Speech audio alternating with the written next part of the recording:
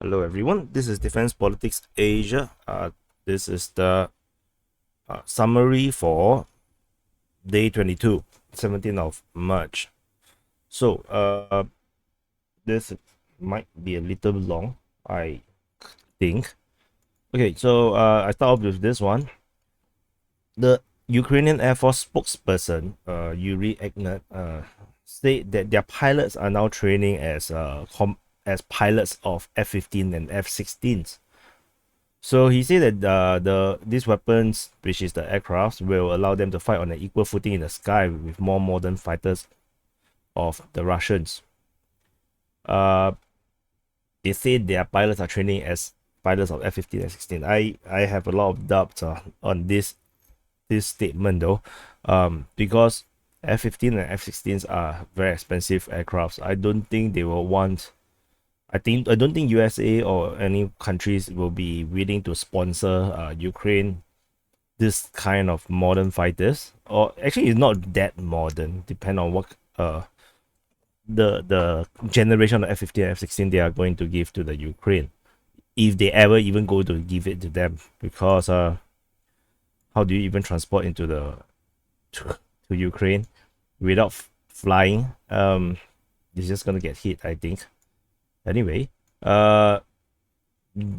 so this out of the way. The Ukrainians launched somewhat major counter-offensive in the Bucha region. They are trying to take Bucha as well as Hostomel, and perhaps they are trying to take the airbase as well. One thing to note about the Russians is that despite this is the territory I marked that is under their control, Russian forces is not everywhere. They are sporadic, maybe some here, some there. There are roadblocks around certain key junctions, and that's about it. It's not like the World War One, where the entire borderline is where they have entrenchment and bunkers and everything. Then no, this is modern warfare mostly doesn't work this way, except for the Eastern Front, where the Ukrainians have massive entrenchments. Mostly it's all mobile warfare. So the Russians basically just have a few strongholds all around these areas, and their troops just move across, and probably some roadblocks and everywhere. But Bucha region, there's definitely a strong presence and entrenchment of the Russians, and this counter-offensive apparently have been repelled by the Russians. So the stalemate in Bucha and Irpin continues for probably the third week now.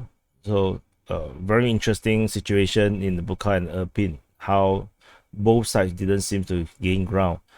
The Russians wanted Irpin because they want a proper encirclement, and there's a river here. So once they take Irpin, then the Ukrainian forces will not be able to actually go out from the northeast and northwest. However, they just didn't seem to be able to take Irpin. At least the good news is that the civilians allegedly has been evacuated.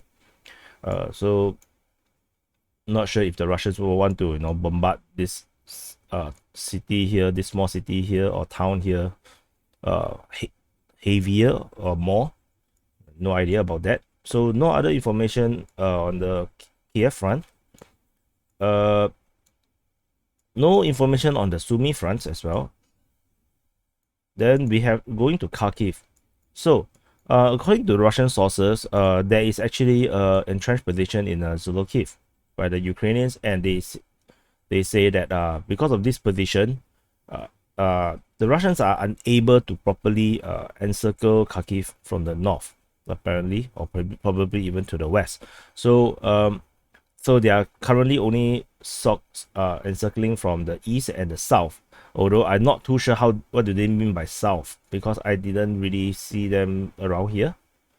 Maybe they are, which is why the sources have been saying that the route to Kharkiv from the southwest still remains open. So there could be a possibility that the Russians actually have these positions here. But I'm not sure, so I will not gonna indicate that. So because of this, I have cut cut the entire area here. Previously, the border area, this controlled area, is actually all the way to Borodihif.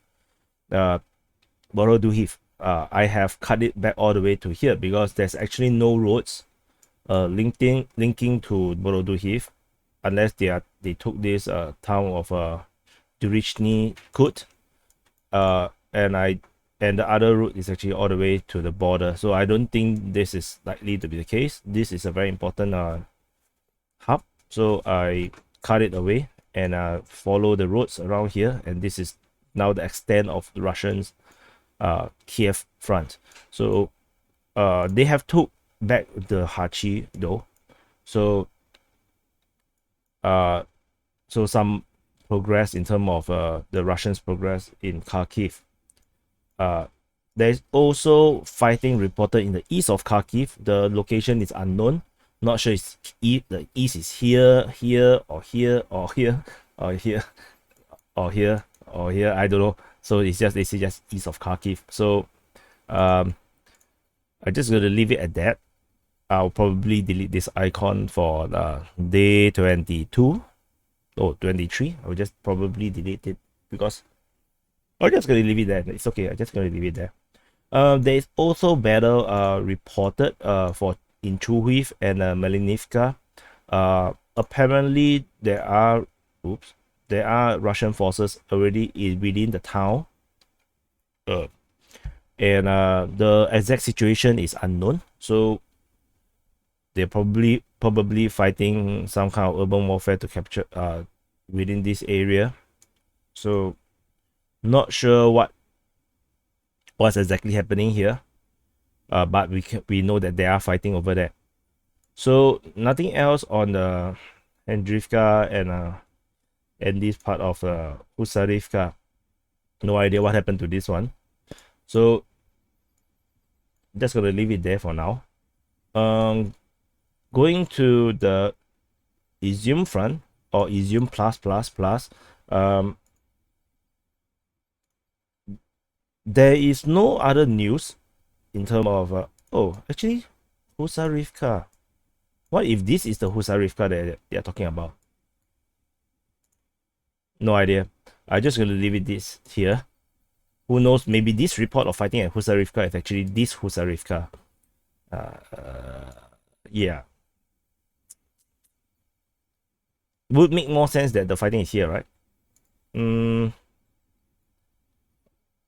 Yeah, I'm just gonna leave it here for now because it does make some sense. It would be so funny if they say Nikopo and then I thought it's the city of Nikopo. Never mind. So there is fighting reported at Kamyanka. So there are Ukrainian forces now inside here. Let me extend this border then.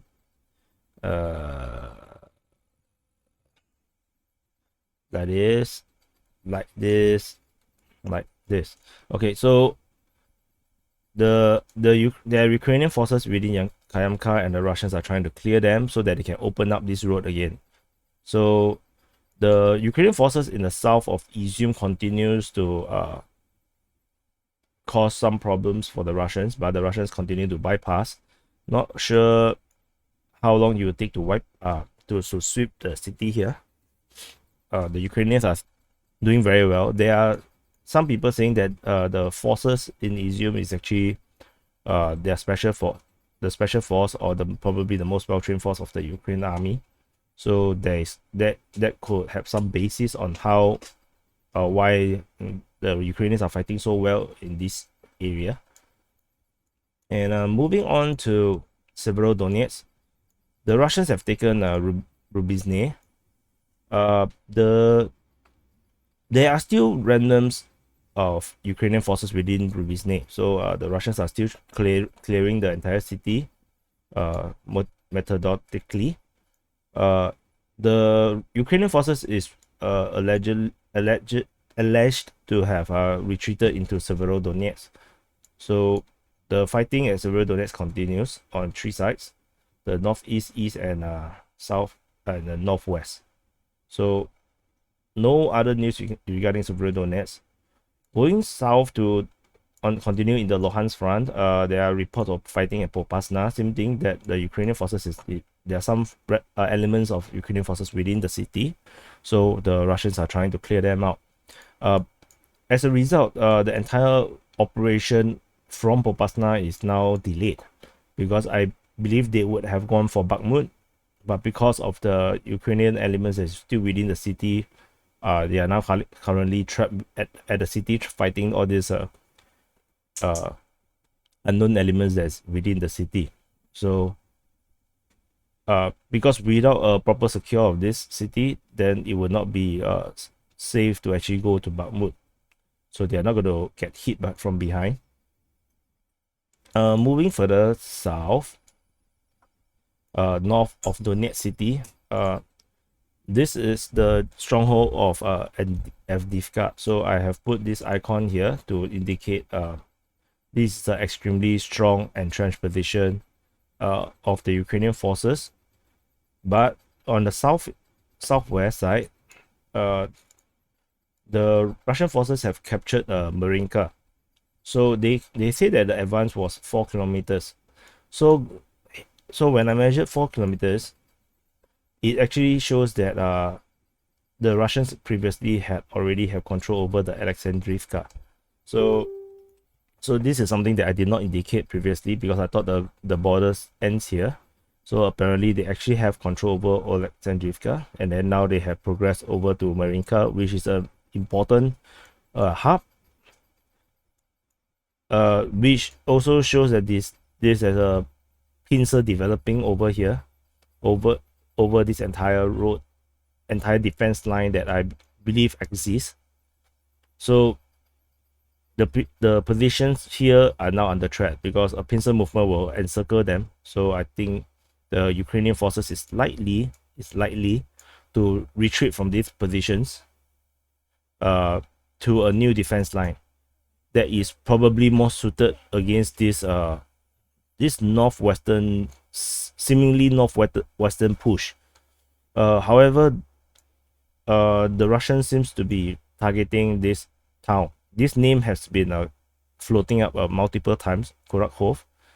And then if you go on closer look, the entire region here, there's a river going past, and this probably will represent some problems in terms of crossing.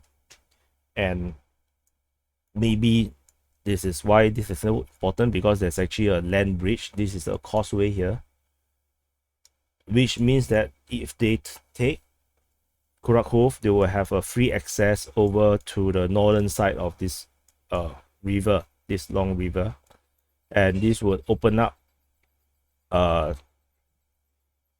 the possibility to move further north to capture the important city of Pokrovsk. And by capturing Kurakhov, the entire Ukrainian forces around this region would have to pull back, because then the risk of encirclement through a pincer movement becomes extremely real. And I don't think the Ukrainian forces here, being the more well-trained and best trained soldiers, are likely to want to be trapped and surrender in that way. They are likely to go and pull back. The Russians also claim to have took Slavne and Slotke. These two towns or villages previously had already been announced to have been captured. So the name floated up again means that the Ukrainian forces actually had captured these two villages on a counter-offensive, and now the Russians have recaptured them. So this is likely to have been what happened.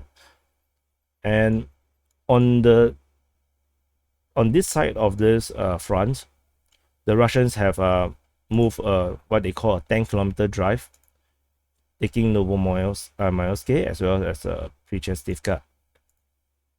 So now the entire Velika Novosilka line is effectively gone.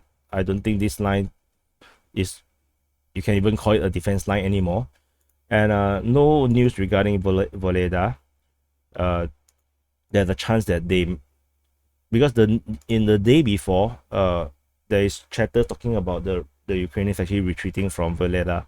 So with this movement here, it's looking more and more likely that this retreat could be real, to move towards the west or going north. If they go west, then they can still save themselves, because I think the Russians are going to bypass this entire area here and probably do a, if they want to, they might actually do a flanking movement from the east to the west to cut it off. But if you look at the big picture, they might not even need this city at this moment. They might actually go straight for Constantinople and Andrivka, where this is a more important junction than Velika Novoselka. So no idea what they will do, but at the moment, this could be a new defense line, blocking any forces going from east to west. And the Ukrainians might actually decide not to entrench here, but entrench all around here, follow this river all the way up as a new defense line. But that will also mean they forfeit any of the units on the eastern front here. So it's going to be a very hard division for the Russian leadership, or the Ukrainian leadership and the Ukrainian generals, on how should they play this defensive fight. The situation doesn't look very good, as there's a lot of Russian forces here. This side of the force, they are actually called the Donetsk forces. So this side is actually the Russians. So yeah, just to correct that. So this is the Donetsk front. Going down to Mariupol, in my update, I made a mistake. I thought that, that there's a photo taken. I thought it was actually taken here. So it was a mistake after getting pointed out literally in that description of that point, that is actually taken in Izium. So I have deleted it, and I have reverted the borders back to this point. So no major strategic change in this side, on the western side of Mariupol. However, the Chechens had took some video and photos, propaganda, to show that they are already in Mariupol. They took the photo or video around here, and they say that they have broke through the defenses of Azovstal plant. But another Russian source or analyst actually say that this likely to be an exaggeration, because the photo and video is taken 2.5 kilometers, which is around here from Azovstal.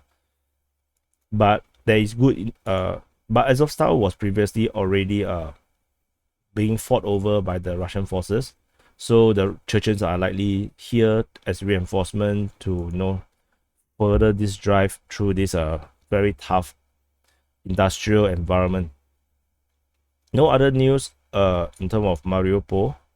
In terms of the humanitarian side, there is a lot of cars moving out, mostly from this side, from the Zovnevyi region of Mariupol, and the road is kind of jammed with a lot of cars, private cars, because of the road blocked by the Russians, as they are checking car by car for Ukrainian soldiers, especially the neo-Nazis. Everyone is told to take off their shirts, and the males, they are told to take off their shirts, and they ask them questions. There's report, unverified, that some of the neo-Nazis actually go into the Ukrainian family. They kill the father, and then they force the rest of the family to go into the car and act as if they are the father, so that they can get out through the checkpoints. This one is unverified, so something to note. And they did catch a so-called neo-Nazi female that is who actually operates as a medical staff or what. She's somewhat famous in the region, so they actually caught her trying to leave through the roadblock. And this could also show that there's some possibility that the morale in the Ukrainian forces in Mariupol might be actually low, and some of them is trying to desert and try to run away. So this would spell bad news in terms of the defenders. However, it's not going to be good news seeing how far the front is. The Ukrainians will have to travel at least 100 to 200 kilometers in order to reinforce them, and I don't think that's going to happen. This encirclement and siege is likely to continue until the end. So it's just a matter of time. Mariupol will fall to the Russian forces. On the another humanitarian side, which is just an interesting note, the 100 cars that was originally mentioned to be going towards Zaporizhia, they actually ran out of fuel in Berdyansk. And they are unable to refuel at Berdyansk because there is actually a fuel shortage in Berdyansk. So they're just going to be stuck there for now. The Ukrainians mentioned they are sending 20 buses from Zaporizhia to Mariupol to evacuate the civilians. Not sure how that went. The Russians claim that already 40 over 1,000 people have evacuated from Mariupol, and a mass majority of them actually go towards the Russian-held territories. So believe it or not believe it, up to you. That could be propaganda, that could not be propaganda, no idea. But it does make a lot of sense if you ask me, because if I'm the Ukrainian, I will go to the Russian side, just to escape the fighting. Anyway, so on the Mykolaiv front, the Russians have captured Mala Shestiana. This village here is a very small village or town, and this is actually coming from the Ukrainian operational information. Surprisingly, because usually the Ukrainians do not talk much of Russian success. Although when they do, sometimes it's very delayed. Like they have never admitted Volnovakha has fallen. So that's that.